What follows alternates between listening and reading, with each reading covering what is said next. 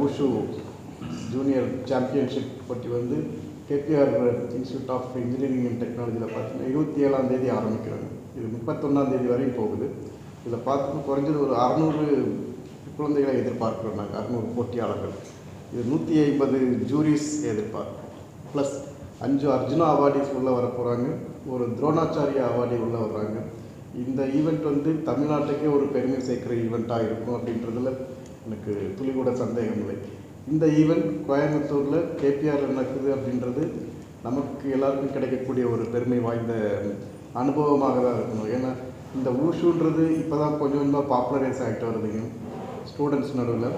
இதை சுற்றி இருக்கிற கவர்மெண்ட் ஸ்கூல், சுற்றியில் இருக்கிற காலேஜ் ஸ்டூடெண்ட்ஸை கொண்டு வந்து பார்வையாளராக உட்கார வைக்கிறதுக்கும் ஏற்பாடு பண்ணிகிட்டு இருக்கோம். வர்ற காலத்தில் இந்த ரீஜன்லேருந்து இன்டர்நேஷ்னல் லெவலில் ஊஷு காம்படிஷனில் காம்பீட் பண்ணக்கூடிய அளவுக்கு ஸ்டூடெண்ட்ஸை வளர்க்குறதுக்கு கேபிஆர் கல்லூரி ஒரு பெரிய பங்கு வகிக்கும். அதோட ஒரு ஸ்டெப் தான் இங்கே இருக்கிற ஃபெசிலிட்டிஸை இந்த அசோசியேஷனுக்கு எக்ஸ்டெண்ட் பண்ணியிருக்கிறோம் நாங்கள் பார்த்தீங்கன்னா. ஸோ இந்த அசோசியேஷன் மூலமாக குறைஞ்சது ஒரு 1000 ஃபுட்ஃபால்ஸ் எதிர்பார்க்குறோம்.